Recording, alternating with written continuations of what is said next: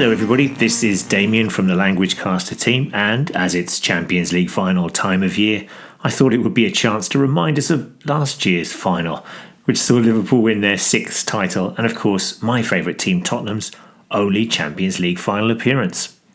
And so, with this in mind, I'll be revisiting the phrase, "It's the hope that kills you," and other football language about the pain that football fans go through when supporting their team.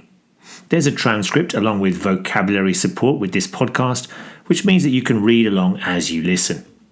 You can also drop us a line and ask us any questions here at admin@languagecaster.com.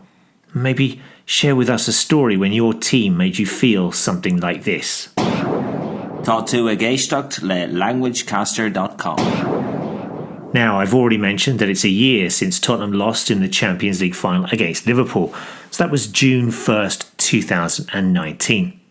Spurs had never played in a Champions League final before, and though they had reached the semi-final of the European Cup way back in 1962, they had not come close to winning the biggest game in European club football in my lifetime, until last season.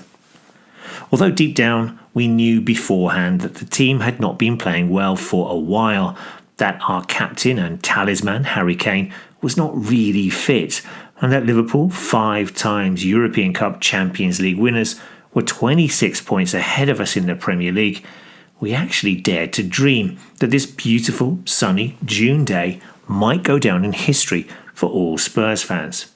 We had hope.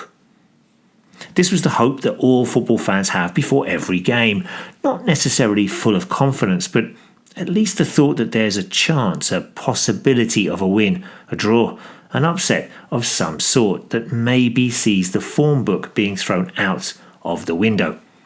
And despite the form book very much telling us that we would not win, this had been an extraordinary Champions League campaign, with the team on the brink of elimination on countless occasions, which of course helped to fuel this hope even more. Remember that after their first 3 group games against Barcelona, Inter Milan and PSV, Tottenham only had 1 point and been bottom of the group. But after the next 3 tension-filled games, they managed to turn it around with 2 wins and a draw in the Nou Camp to qualify for the knockout stage. We were starting to dream. But if the group games had been exciting, the knockout matches were on a different level. Home and away wins over Borussia Dortmund in the last 16 were far tighter than the 4-0 aggregate scoreline suggests. And then, in the quarter-final against Manchester City, the drama really increased. Tottenham won through to the semi-finals on away goals after 2 tension-filled ties, which saw disputed goals, penalty saves, and a disallowed goal in the last second of the match, thanks to VAR.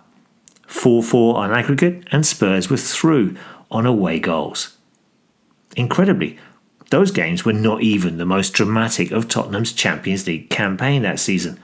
The semi-finals second leg comeback against Ajax in the Amsterdam Arena was something that no Spurs fan could have ever imagined.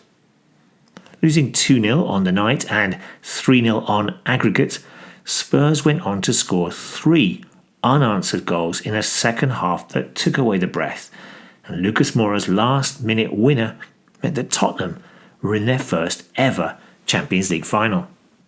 So, after that dramatic campaign, when Tottenham could have been dumped out of the competition on so many occasions, it could be argued that Spurs fans now had a right to dream of European glory. Yes, we all knew that Liverpool were the better team, that they were going to be highly motivated after the defeat in the final the year before against Real Madrid, and that Spurs always find a way to mess things up. But surely after that amazing run to the final, things would be different. And so, along with 60,000 other fans, we all went down to the new Tottenham Hotspur Stadium to watch the game on big screens that had been set up on the pitch.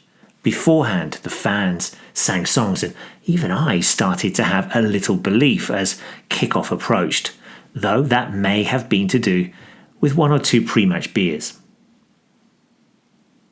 I was told by fans, friends, and pundits that it was one of the worst ever Champions League finals in history. Maybe. Others, many others, told me that the first-minute penalty decision for Liverpool should never have been given, and it ruined the game. Maybe. I was told that Spurs had chances at the end to equalise, and with a little luck may have done so. Maybe. I don't know, as I've never watched the game or highlights of the game on TV, and honestly have no wish to do so. And this is where the pain, disappointment and frustration all set in for the football fan. I had dreamed that the team might win their first Champions League. I had hoped that with a little more luck, the team would crown a wonderful Champions League run with a title. But as all football fans know, it's the hope that kills you.